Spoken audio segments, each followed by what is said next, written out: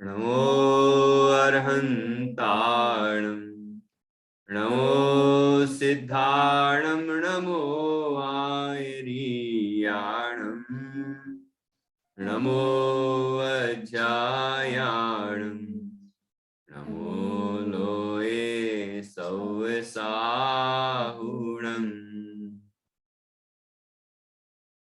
अरहंत सिद्ध साहू तिद्यम जिणधम वयन पडिमाहू जिण निलयाय दिराय नव देवादिन तुमे बोही मंगलम भगवान वीरो मंगलम गौतमो गणी मंगलम कुंद कुंदाद्यो जैन धर्मोस्तु मंगलम सर्वे मंगल मांगल्यम सर्वे कल्याण कारकम प्रधानम सर्वे धर्माणाम जैनम जयतु शासनम जैनम जयतु शासनम।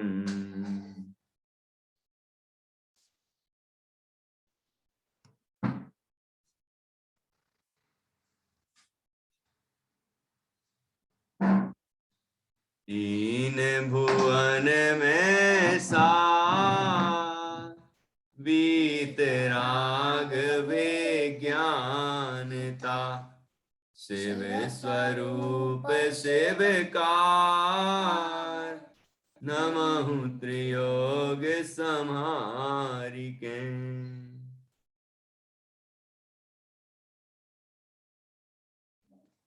कविवर पंडित दौलत राम जी द्वारा रचित यह छह नाम का ग्रंथ है। इसकी 30वीं ढाल प्रारंभ की है और कल हमने इसके 2 छंदों पर चर्चा की थी। 2 छंदों में जो विषय आया है उसके आधार से कुछ प्रश्न मैं आपसे कर रहा हूं, उसके बाद हम आगे बढ़ेंगे। दोनों छंद आपने जरूर याद कर लिए होंगे, तो अभी देखते हैं कितने लोगों ने याद किया है। हाँ, मैत्री नित्या जान्या को तो अच्छे से याद है, अभी थोड़ी देर पहले गा भी रहे थे। तो पहला प्रश्न है, आत्मा का हित किस बात में है? डॉक्टर निधि जी बताइए। आत्मा का हित सुख पाने में है। सुख पाने में, बहुत अच्छा। आत्मा का हित सुख पाने में है, और वो सुख सुख कैसा है? सुख किसको कहते हैं? कि सुख पाने में है ये तो ठीक है, ये तो सभी मानते हैं, लेकिन सुख कहाँ तलाश रहे हैं और वास्तव में सुख का लक्षण क्या है? सुख किसे कहना चाहिए? हाँ, मंगला जी। सुख मोक्ष में खोज रहे हैं और सुख का लक्षण है निराकुलता। हाँ, आकुलता रहित जो है, बहुत अच्छा, उससे हाँ। सुख का लक्षण निराकुलता या आकुलता से रहित। तो वह सुख आपने बता ही दिया कि वह सुख मोक्ष में ही है। तो मोक्ष में ही ऐसा निराकुल सुख है जान्या, तो क्या करना चाहिए अपन को?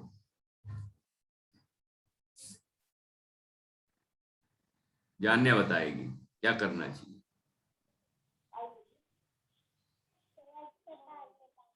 नहीं आता?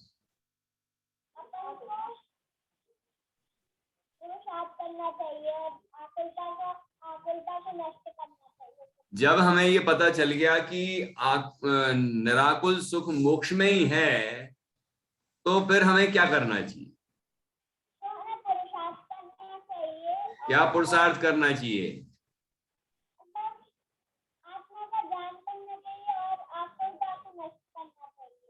तो वो कैसे होगी, उसका नाम तो बताओ।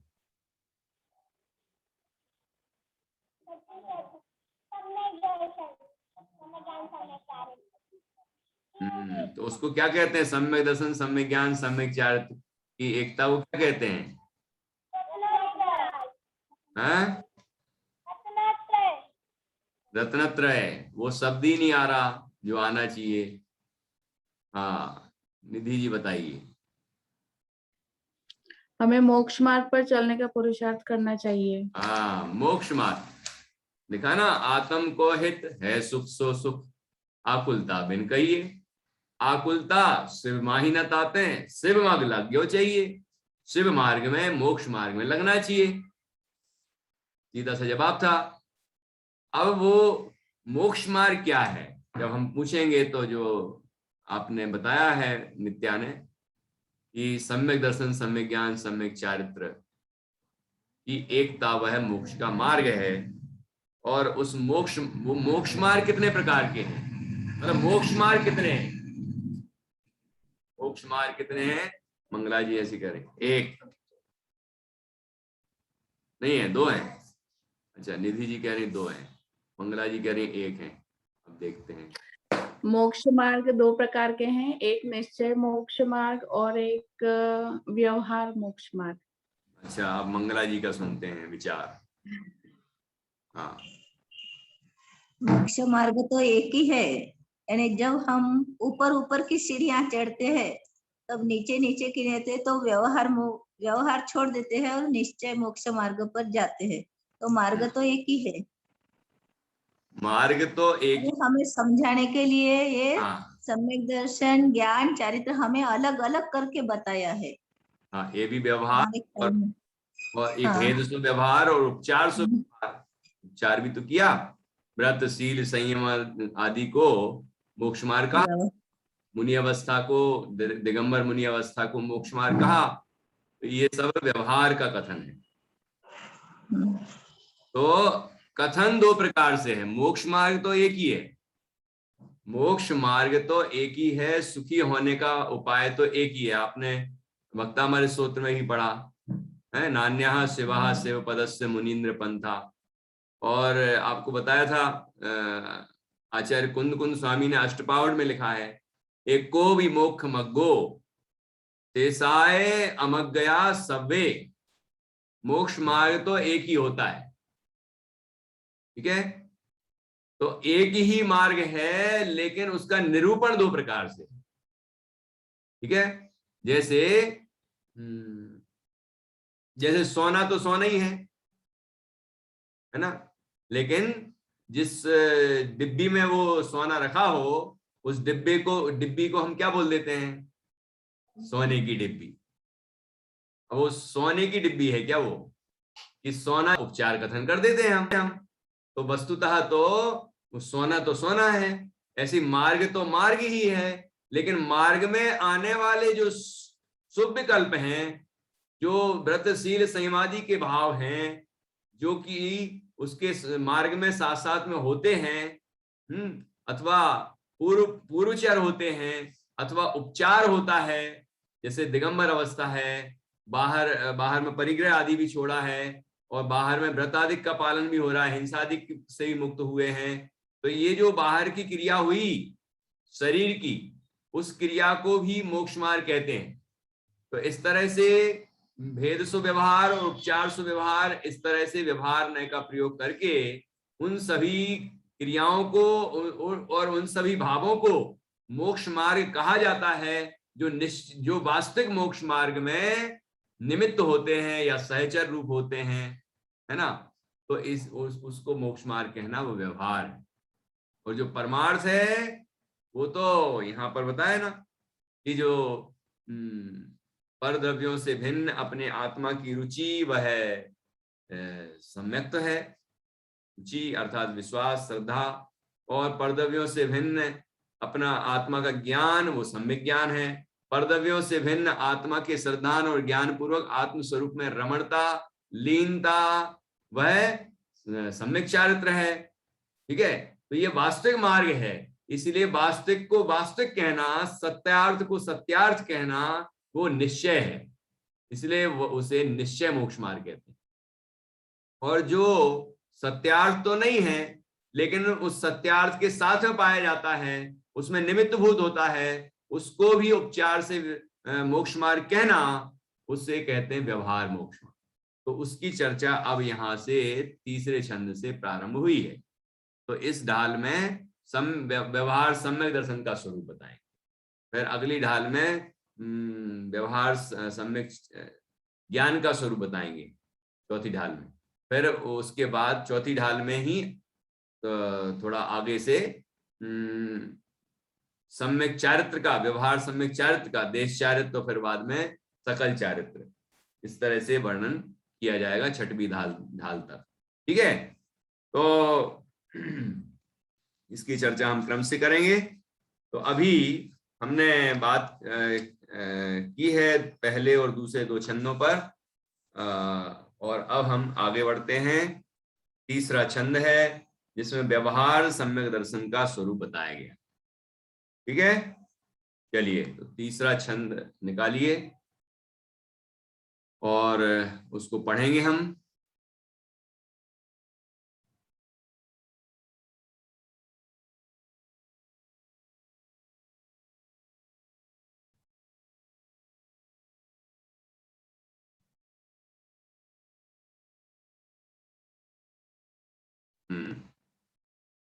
यही है तीसरा छंद। आपने बड़े बड़े छंद क्यों आ रहे हैं?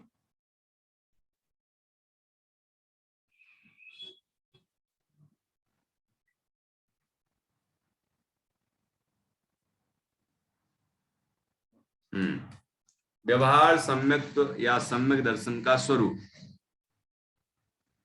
जीव अजीव तत्व अरु आश्रव बंधरु संवर जानो, निर्जर मोक्ष कहे जिन तिन को, ज्यों का त्यों सरदानो, है सोई समकित व्यवहारी, अवेन रूप बखानो, इनको सुने सामान्य विशेष हैं, दृढ़ प्रतीत और आनो।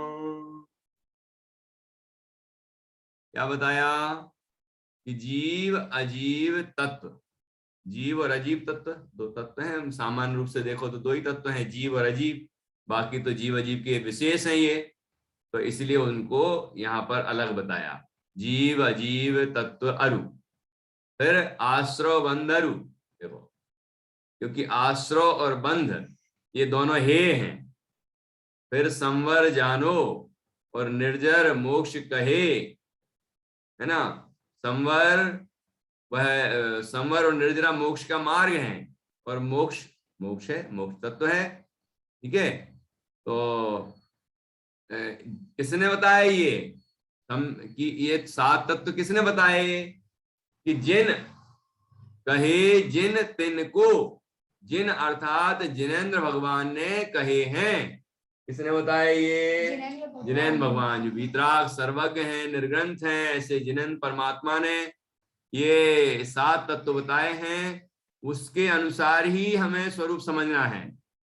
उसका ज्यों का त्यों सरधानो, जैसा जिनेंद्र भगवान ने तत्वों का स्वरूप कहा, उनमें हे गे उपाधि बताया, वैसा का वैसा ही हमें श्रद्धान करना, थोड़ा भी इधर उधर नहीं चलेगा।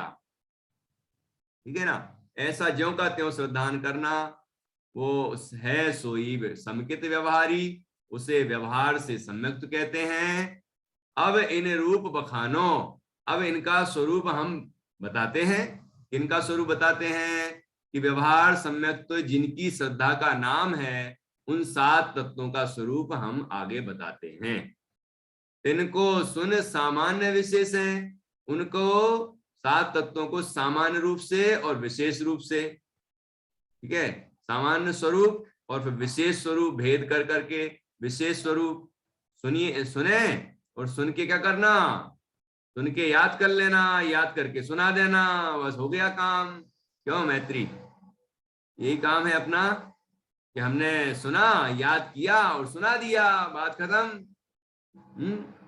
ऐसा नहीं कि दृढ़ प्रतीत और आनो, कि उसके प्रति दृढ़ प्रतीति आना चाहिए। दृढ़ प्रतीति, प्रतीति मतलब विश्वास, ठीक है, श्रद्धान, और मतलब अपने हृदय में दृढ़ प्रतीति आना चाहिए, केवल बोलने में नहीं कि हमने तो बहुत जोर से बोलते हैं, हम यही है यही है, ऐसे जोर से बोलने से नहीं, अपने अंदर से पूछो कि हमें कितनी श्रद्धा है ना। जिनवाणी में जो बताया है उसकी हमें कितनी श्रद्धा है, ये अपने परिणामों से जानना चाहिए, अपने अभिप्राय को समझना चाहिए, ठीक है ना। तो अंतर से हम ऐसी श्रद्धा करें, ये इस उद्देश्य से ही यहाँ आगे 7 तत्वों का व्याख्यान किया जा रहा है। तो एक बार हम पढ़ते हैं।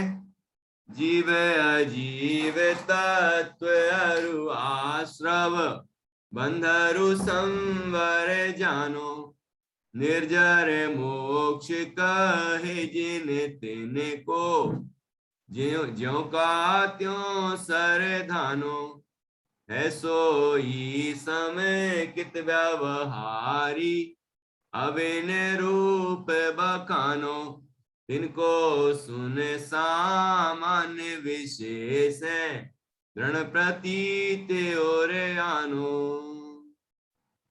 इस तरह हमने देखा ये दूसरा छंद। अब हम आगे बढ़ते हैं और फिर अगला छंद तीसरा, इसमें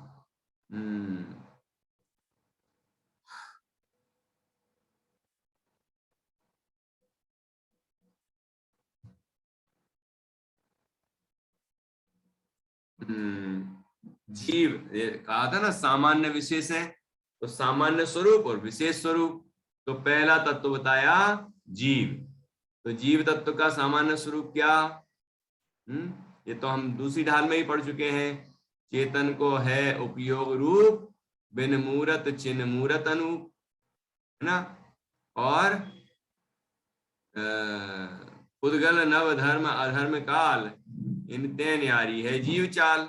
तो ये बात हम पहले पढ़ चुके हैं। तो जीव का तो वो स्वरूप है।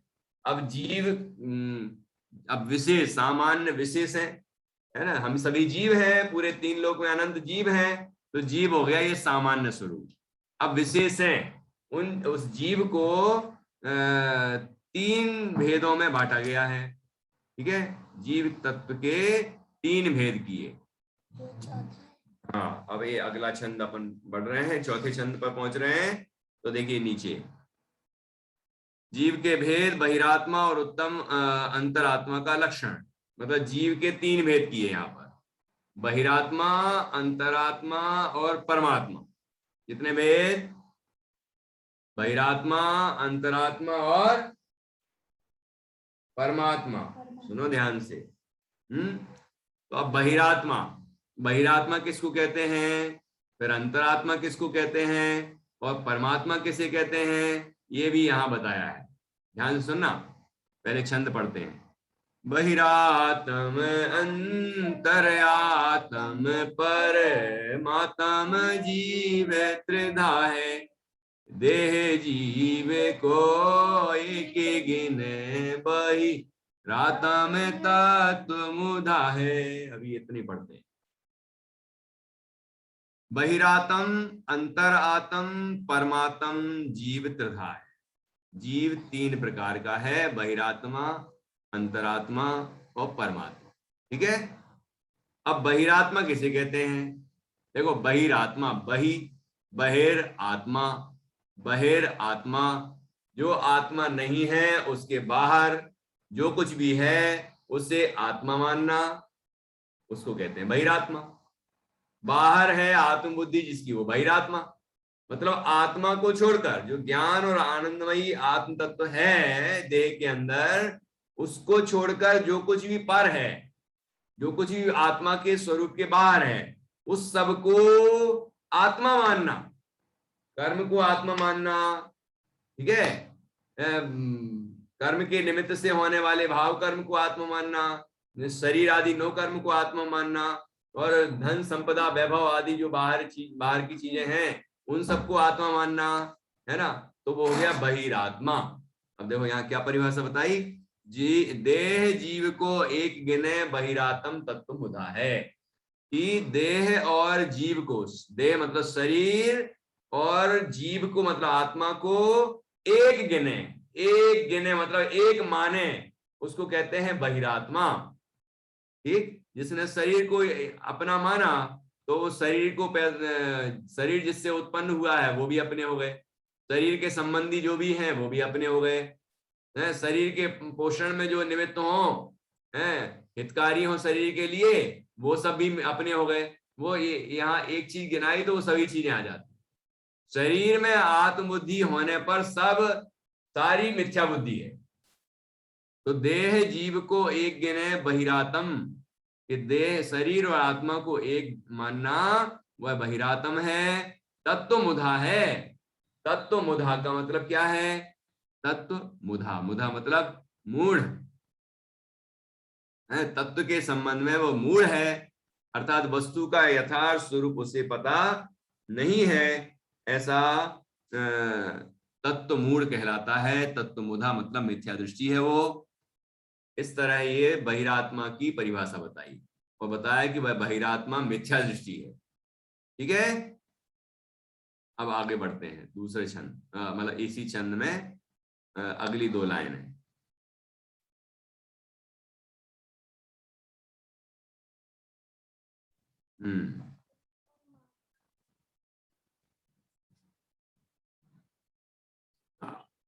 देखो उसी की दूसरी दो पंक्तियां।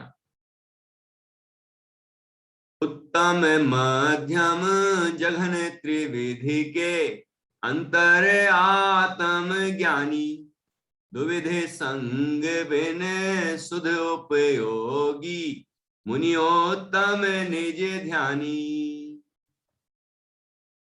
इसमें अंतरात्मा का स्वरूप बताया और भेद बताए। पहले बहिरात्मा बता दिया, अब अंतरात्मा देखिए कि अंतरात्मा किसे कहना और उसके कितने भेद हैं। कि अंतरात्मा देखिए, उत्तम मध्यम जघन त्रिविधि के अंतर आत्म ज्ञानी, कि अंतरात्मा जो ज्ञानी है वे 3 प्रकार के हैं। सब अवस्था की अपेक्षा चल रहा है, आत्मा तो एक ही है, अपना अपना आत्मा एक एक है ना। वैसे तो अनंत आत्माएं हैं विश्व में, लेकिन अपना आत्मा एक ही है। तो आत्मा की अवस्थाएं अलग अनेक हैं, तो अवस्थाओं की अपेक्षा ये भेद किए जा रहे हैं कि जिसकी पर्याय में, जिसकी अवस्था में मिथ्या तो चल रहा है वो बहिरात्मा है, शरीर को आत्मा मान रहा है। ठीक है, और जो शरीर से भिन्न अपने को आत्मा जानता है, अंतर आत्मा, कि अंतर में है आत्मबुद्धि जिसकी, उसे अंतरात्मा कहते हैं। मतलब आत्मा में ही आत्मापना जो मानता है, आत्मा को ही आत्मा मानता है, वो अंतरात्मा है। आत्मा से भिन्न जो वस्तुएं हैं उन सबसे अपने आत्मा को भिन्न मानता है, मतलब ऐसा भेद ज्ञानी, आत्मज्ञानी, वही अंतरात्मा है। ठीक है, अब अंतरात्मा 3 प्रकार के, उनकी अवस्थाएं, अवस्था की अपेक्षा वो उनके भी 3 प्रकार हैं। कौन कौन से? उत्तम अंतरात्मा, मध्यम अंतरात्मा और जघन्य अंतरात्मा। उत्तम मतलब सबसे उत्तम, सबसे ऊंचे, सबसे महान अंतरात्मा कौन है? कि दुविध संग बिन सुध उपयोगी, मुनि उत्तम निज ध्यानी। कि दुविध संग बिन, 2 प्रकार के संग, संग मतलब क्या होता है? संग का अर्थ है परिग्रह, है ना। परिग्रह, ग्रंथ, परिग्रह जो होता है, परिग्रह को ग्रंथ भी कहते हैं। जिनवाणी को ग्रंथ, जिनवाणी मतलब शास्त्र को ग्रंथ नहीं समझना यहाँ पर। ठीक है, यहाँ पर ग्रंथ, संग का मतलब परिग्रह या संग का मतलब ग्रंथ। तो बिन, बिन का मतलब रहित। कितने प्रकार के संग से रहित?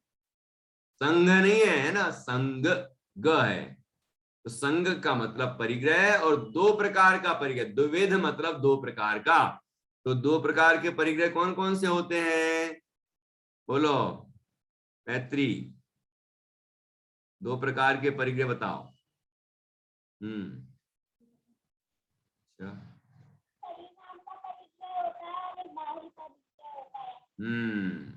हाँ श्रुतांश तुम भी बताओ। अंतरंग परिग्रह और बहिरंग परिग्रह। ठीक है, यही बोला बराबर। ठीक है, आपको भी पता है।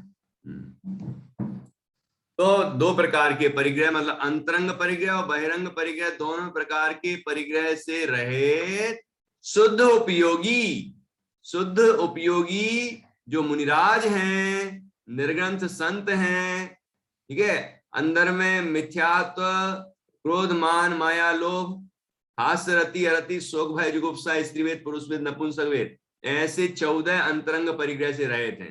और वस्त्र से लेकर बाहर में जो कुछ भी परिग्रह होता है वो बहिरंग परिग्रह है ना, सोना चांदी हीरे जवाहरात जो भी है, मकान जायदाद और सब कुछ, धन संपदा और नौकर चाकर सब।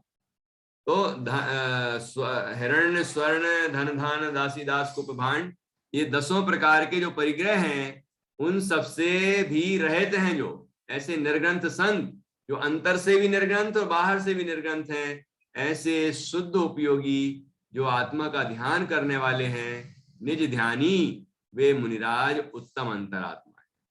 कौन है वे? उत्तम अंतरात्मा। ठीक है, उत्तम अंतरात्मा। वैसे 7वें गुणस्थान से ये प्रारंभ होता है। आप लोगों में जो गुणस्थान जानते हैं तो 7वें से लेके 12वें गुणस्थान तक के उत्तम अंतरात्मा कहलाते हैं। और दूसरी अपेक्षा ये है कि 12वें गुणस्थान वाले उत्तम अंतरात्मा कहलाते, ये भी एक अपेक्षा है। तो 12वें यदि उत्तम हो गए तो बाकी के किस में आएंगे अभी बताएंगे आपको। तो 7वें से भी बोलते हैं और 12वें अकेले वाले को भी बोलते हैं। देखो, तो अब आगे भी जब मध्यम और जघन्य समझ में आ जाएगा तो आपको बताएंगे फिर। तो इस तरह से उत्तम अंतरात्मा किसे कहते हैं कि दोनों प्रकार के अंतरंग और बहिरंग दोनों प्रकार के परिग्रह से रहे शुद्धोपयोगी आत्मध्यानी मुनिराज उत्तम अंतरात्मा हैं। ठीक है, चलो आगे बढ़ते हैं। इस तरह से ये चौथा छंद पूरा हुआ। छंद एक बार पढ़ लेते हैं अपन। बहिरात्म अंतर्यात्म परमात्म जीव त्रिधा है, देह जीव को एक गिने, बहिरात्म तत्व मुधा है। उत्तम मध्यम जघन त्रिविधि के अंतर आत्म ज्ञानी, दुविधि संग बिन सुदुपयोगी, मुनियोत्तम निज ध्यानी। इस प्रकार ये हमने तीनों तरह की आत्माओं की चर्चा की। अब नहीं, अभी उत्तम अंतरात्मा की। पहले तीन आत्मा बताया, बहिरात्मा, अंतरात्मा, परमात्मा। फिर अभी पहले बहिरात्मा बताया, फिर अंतरात्मा बताया। अंतरात्मा के भी 3 प्रकार बताए, 3 में से एक बता दिया उत्तम अंतरात्मा। अब मध्यम और जघन्य यहाँ बताते हैं और उसके बाद फिर परमात्मा भी तो बताना है, परमात्मा भी बताते हैं। चलो ये छंद पढ़ते हैं अपन। मध्यम अंतर आत्म है जे, देश व्रती अनगारी, जघन कहे अविरत सम दृष्टि, तीनों शिव मग चारी, सकल निकल पर मातम द्वैविध, इनमें घाति निवारी, श्री अरहंत सकल परमात्म, लोकालोक निहारी। ये घाति निवारी का मतलब क्या है? क्या है बता रहे, बहुत अच्छा। मध्यम अंतर आत्म है जे देशव्रती अनगारी। देशव्रती मतलब 5वें गुण स्थान वाले, देशव्रती श्रावक जिनके 11 प्रतिमाएं होती हैं, 11 में से कोई भी हो सकता है।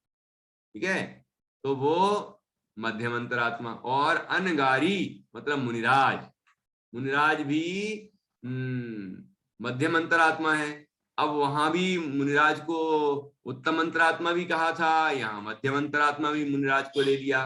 तो ये कौन से मुनिराज को लेंगे, कौन से गुणस्थान वाले? कि छठवें गुण स्थान वाले, तो पांचवें गुण स्थान वाले श्रावक और छठवें गुण स्थान वाले मुनिराज ये मध्यम अंतरात्मा में आते हैं, जब हम सातवें गुण स्थान से उत्तम अंतरात्मा मानते हैं। एक अपेक्षा ये है। और जब हम 12वें वाले को ही उत्तम अंतरात्मा मानते हैं तो फिर 5वें से लेके 11वें तक के मध्यम हो जाए। समझ में आया? अब जघन्य कौन है? जघन मतलब जघन्य, सबसे नीचे प्रारंभिक जो अंतरात्मा है वो कौन है?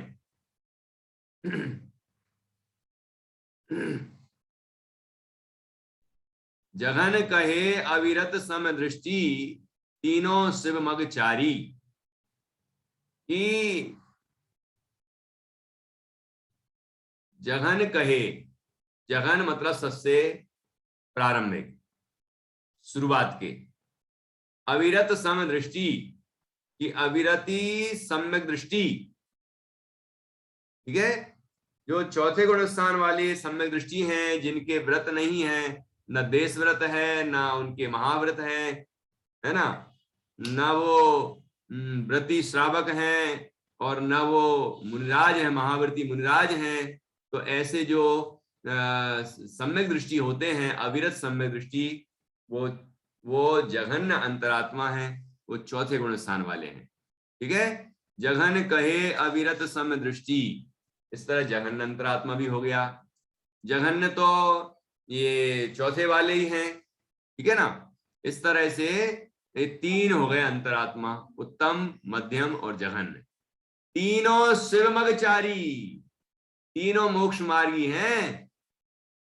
अविरत सम्यक दृष्टि हो, या देशव्रती हो, या छठवें गुणस्थान वाले मुनिराज हो, या 7वें से लेके 12वें तक के शुद्धोपयोगी मुनिराज हो, सब मोक्ष मार्गी हैं, सभी साधक हैं मोक्ष मार्ग के, मुक्ति के साधक हैं ये सभी, है ना। और सभी अपने स्वरूप की साधना आराधना करते हैं और कर्मों का अभाव करते हैं, ठीक है। ऐसे मोक्ष मार्गी हैं ये सभी तीनों, ये अंतरात्मा है। अंतरात्मा के भेद बता दिए। अब परमात्मा, सकल निकल परमात्म द्वैभिद, कि परमात्मा दो प्रकार के हैं। देखो, परम आत्मा, सर्वोत्कृष्ट आत्मा, वो परमात्मा, मतलब आत्मा की सर्वोत्कृष्ट अवस्था, शुद्ध अवस्था जिनको प्रकट हो गई, वे परमात्मा कहलाते हैं। तो वो परमात्मा कौन, कितने प्रकार के हो गए? दो प्रकार के, सकल निकल। देख ध्यान से सुनना, सकल, कल का मतलब क्या? यहां कल का अर्थ क्या है? कल का अर्थ यहां पर है शरीर। तो निकल और सकल, सकल निकल, सकल मतलब स मतलब सहे, तो शरीर, सकल मतलब शरीर, तो शरीर सहे। और निकल, निकल मतलब नी मतलब रहे, निकल गया है। कल, कल मतलब शरीर जिनसे, तो शरीर से रहे। तो ऐसे सकल निकल, सकल निकल, ठीक है। तो ये परमात्म द्वैव, दो प्रकार के परमात्मा है, मतलब अवस्था की अपेक्षा ही चल रहा है सब कुछ। तो परमात्मा को दो प्रकार के बताए गए हैं, सकल परमात्मा और निकल परमात्मा। इनमें घाती निवारी, उनमें से सकल परमात्मा कौन? कि जिनने घाती कर्मों का अभाव किया है। घाती निवारी, घाती कर्मों का जिनने क्षय किया। घाती कर्म कौन कौन से होते हैं? बताओ, कौन बताएगा? घाती कर्म कौन से होते हैं? हाँ बोलो नित्या।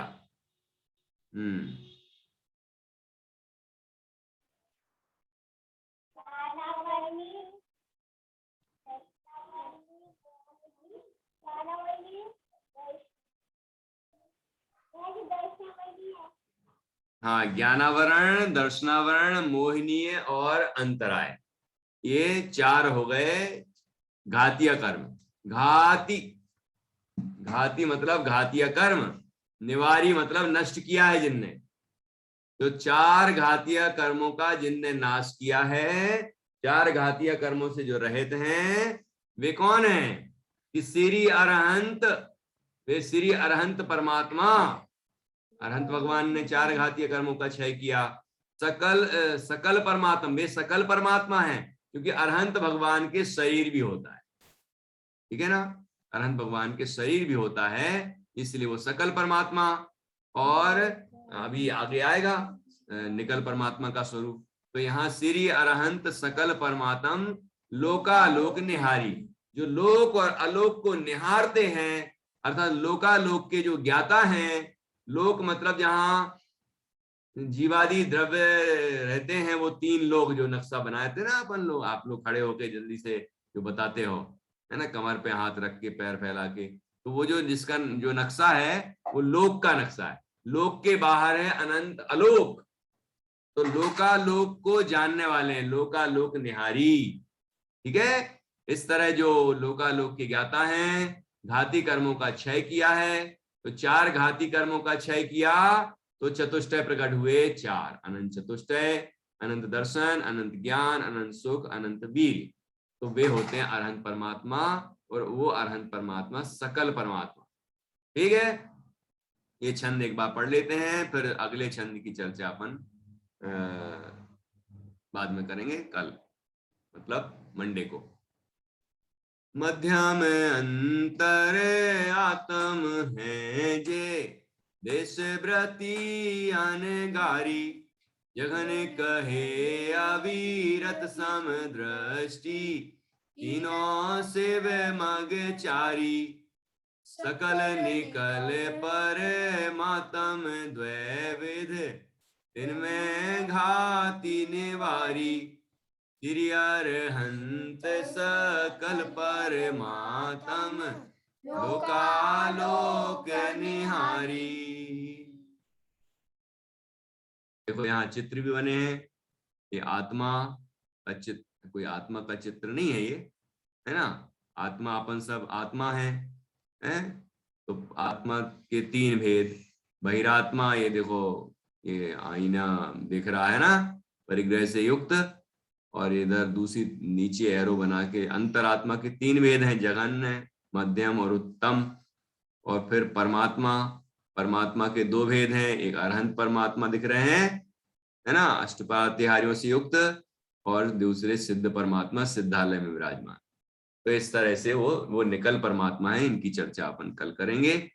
और इस तरह ने आज ये कितने 3 छंद का स्वाध्याय किया, ठीक है, तीसरा, चौथा और 5वां। इनको आप अच्छे से याद करिए, और इनके प्रश्नोत्तर जो बनेंगे वो आपसे पूछे जाएंगे, और छंद भी याद करिए, और आगे अपन फिर आगे की चर्चा करेंगे, ठीक है। चलिए, जिनवाणी स्तुति, वो क्या बोलते हैं जो आरोही की, सुनकर वाणी जिनवर की, आरोही बोल रही, बोलो।